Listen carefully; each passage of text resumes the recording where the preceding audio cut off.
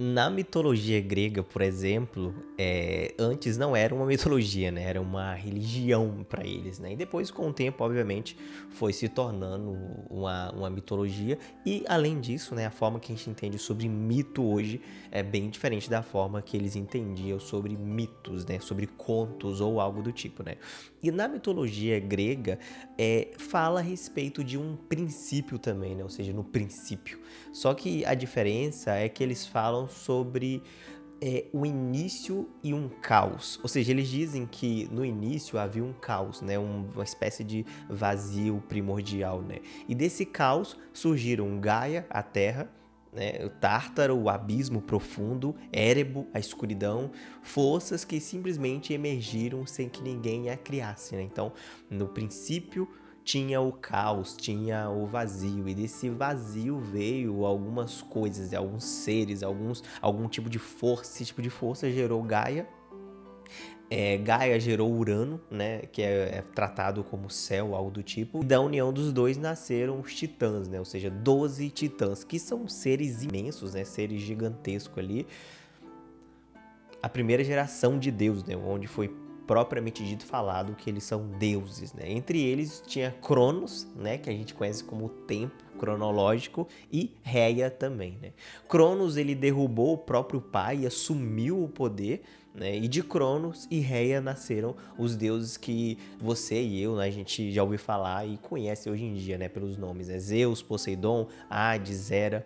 Então, quando perguntamos quem criou Zeus, né? Como foi o início de Zeus? Não é algo de se estranhar essa pergunta. Então, na antiguidade, quando se perguntava quem criou Zeus, ou seja, quem criou esse deus aí, eles não estranhavam muito porque eles falavam a respeito do início de um deus, né? Do início de uma divindade, né? Esse deus foi criado, esse daqui é um semideus, o filho de um deus que veio a existir e antes não existia. Então, eles não tinham tanto isso, né? Mas para nós hoje, nós olhamos essa pergunta de uma maneira um pouco diferente, né? Eu posso separar dois tipos de pessoas ou algo assim que vem fazendo essa pergunta ao longo dos anos, né? Mas primeiro, a pergunta ela não é nova. Quem criou Deus é algo que, né? Quem criou Deus? Quem criou esse Deus? De onde ele veio? Qual é a origem? Estamos lidando com isso há milênios, mas mesmo assim temos que voltar sempre e falar sobre esse assunto. Então, quem criou Deus geralmente é feito por dois tipos de pessoas. O primeiro são crianças. Então, ou você foi essa criança que fez essa pergunta, ou já ouviu alguma criança fazendo essa pergunta: pai, mas de onde veio Deus? Qual é a origem dele, né? E obviamente nós vamos melhorando, sofisticando a pergunta, mas continua sendo a mesma, né? Quem criou Deus? De onde veio esse Deus? Qual foi a origem desse Deus? Como ele veio a existir? Então as crianças elas estão fazendo essa pergunta aí no passado e vão continuar fazendo essa pergunta, né? Ela é comum. O outro tipo de pessoa que eu consigo ver fazendo essa pergunta são ateus, né? São pessoas que já estão no ateísmo ou pessoas que estão ali flertando, tentando entender melhor o ateísmo, e aí com isso também cai nessa pergunta: quem criou Deus? Eu acredito que um ateu que ele falou sobre isso, e tem um livro chamado Deus, um Delírio, tá? De Richard Dawkins, que é um livro que ele foi lançado em 2006, né, como eu disse. E esse livro, ele na época que lançou e até hoje ainda causa algum burburinho, porque ele lidou exatamente com essa questão, né? Que é quem criou Deus. Deus teve um início, uma loucura falarmos de um Deus que sempre existiu, de um Deus que é eterno, né? Então Deus é um delírio, né? Essa crença, acreditar em Deus. Tanto é que o argumento central do livro ele diz assim: cristãos dizem que o universo é tão complexo que precisa de um criador.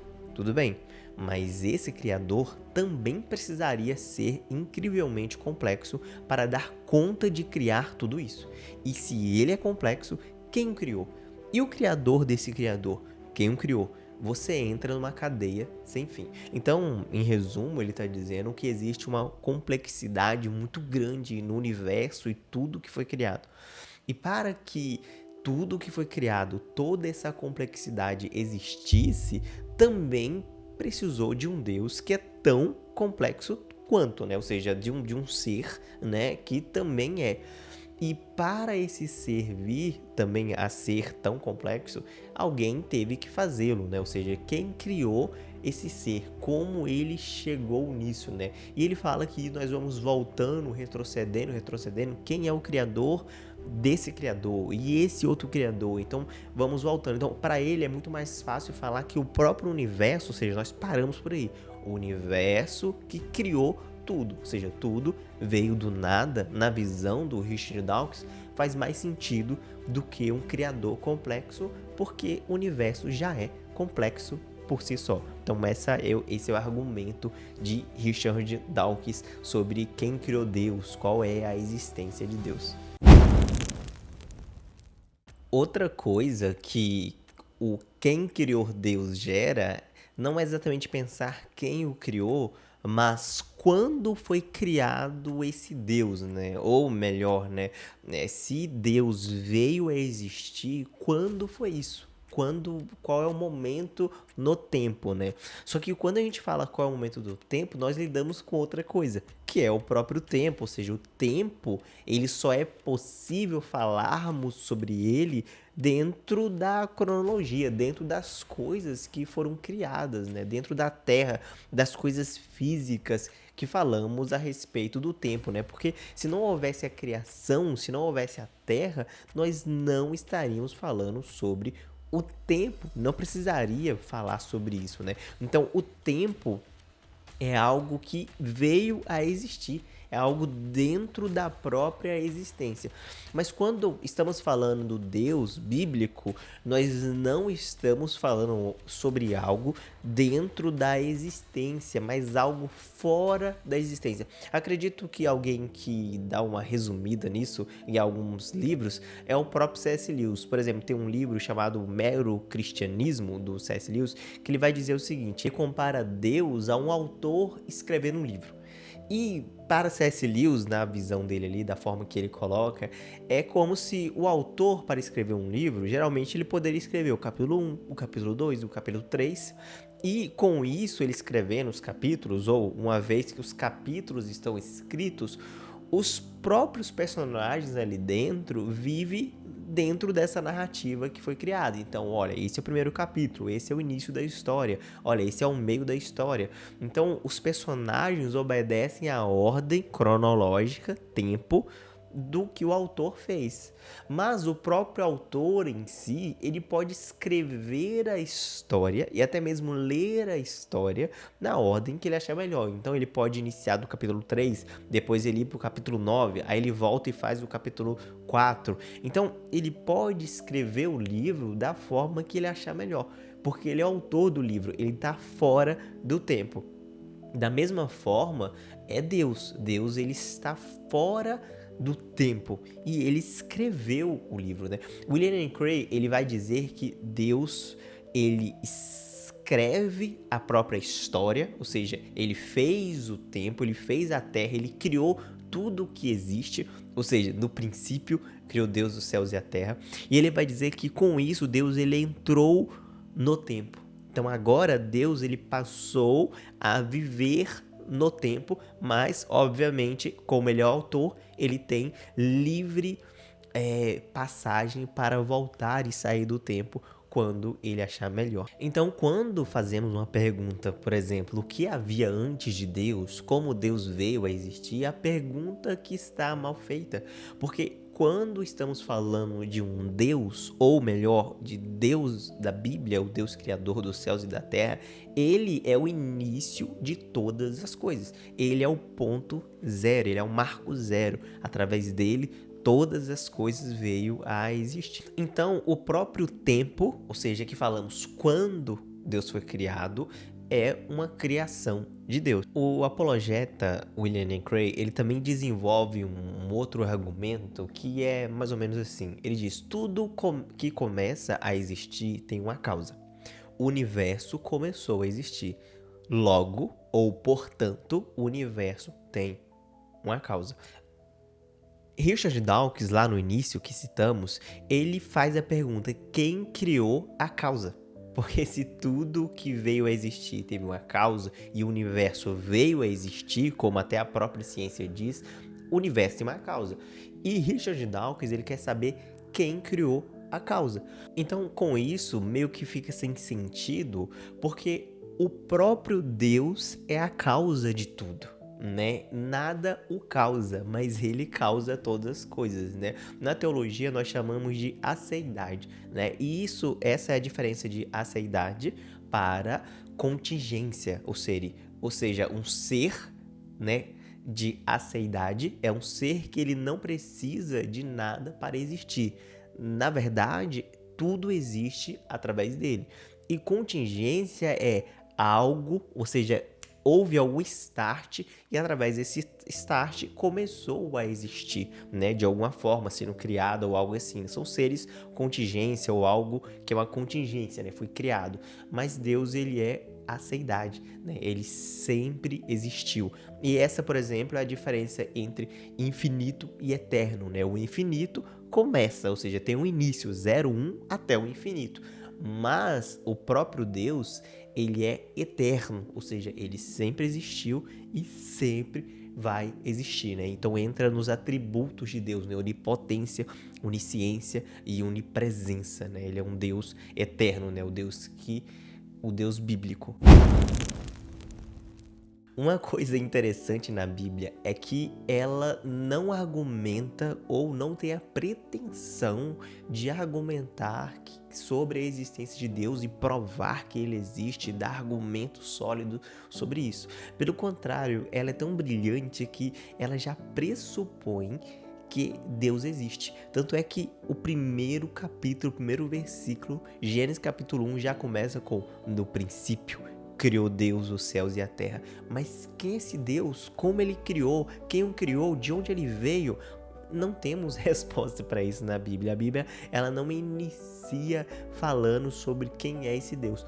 Porém, ela só diz: existe um Deus e esse Deus criou tudo o que existe. E nada do que foi feito teria sido feito sem ele. E tem alguns momentos que parece que a Bíblia vai falar sobre a origem de Deus, ou melhor, sobre a ausência dessa origem, né? Nós pegamos, por exemplo, Salmos 90, versículo 2, diz assim: antes que os montes nascessem e que se formassem a terra e o mundo, sim, de eternidade em eternidade, tu és Deus. Então aqui está falando, antes de tudo que foi criado, antes da criação, tu já era Deus, já eras Deus. Ou seja, o Senhor já existia, o Senhor vem de eternidade e eternidade. Essa ênfase na eternidade de eternidade é realmente isso, né? Para enfatizar que ele sempre existiu, que ele não teve uma causa, mas antes é a causa de tudo. Quando lemos, por exemplo, Jó 38, por exemplo, é onde ele já tinha perdido tudo, né? A sua família, os seus bens, e Jó, ele vai fazer questionamentos, né? Ele vai questionar Deus. Só que o interessante é que Deus, no capítulo 38, é que vai questionar Jó. Deus olha para Jó e fala: onde estava tu quando eu fundava a terra? Quando as estrelas da manhã cantavam juntas e todos os filhos de Deus jubilavam, onde você estava? Aqui é Deus colocando Jó contra a parede e falando: no princípio, quando eu criei tudo que existe, onde do nada eu chamei a existência as coisas que não existem como se existisse, porque tudo vem de mim, onde você estava? É isso que Deus está falando ali e argumentando contra Jó, né? Então a Bíblia, ela não tem a pretensão de provar a existência de Deus. Pelo contrário, ela pressupõe que já existe esse Deus e que esse Deus, ele é eterno. Paulo vai falar, por exemplo, em Colossenses, e vai falar sobre Jesus, mas cremos que Jesus é Deus. Paulo vai falar que nele tudo subsiste, ou seja, eu não tenho existência própria, mas Cristo, além dele ter existência própria, ou seja, Deus ter a existência própria, nele tudo é sustentado, né? Toda a terra, tudo que foi criado por ele é também sustentado por ele, né? Então, não apenas Deus sempre existiu, mas Deus criou tudo que existe e ele sustenta tudo. E de outra maneira de pensar é como se Deus, né, de uma maneira absurda de pensar, deixasse de existir agora, tudo deixaria de existir, porque tudo é sustentado por ele, né? Paulo, por exemplo, vai falar em Atos 17 que através dele nos vivemos, nos movemos e existimos, ou seja, através dele, por ele, né? Ele sustenta todas as coisas, tudo é sustentado por esse Deus criador, né? Ele é o início de tudo, ele é o ponto zero. Nós tivemos uma virada muito interessante, né? Que primeiro eu até comecei com isso, né? Na antiguidade, falar sobre quem criou esse Deus aí, como esse Deus foi criado, não era algo incomum, né? Era algo normal, vamos dizer assim, né? Ao longo do tempo que foi ficando não mais religioso, porque sempre foi, mas foi ficando um pouco mais organizada a religião, um pouco mais hierarquizada a religião, meio que falar a respeito da existência de Deus, todo mundo meio que tinha medo, né?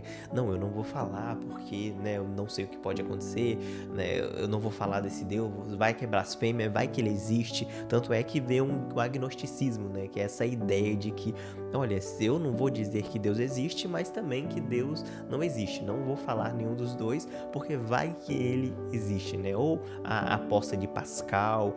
Então, sempre esses argumentos, ele esteve entre nós ali, né?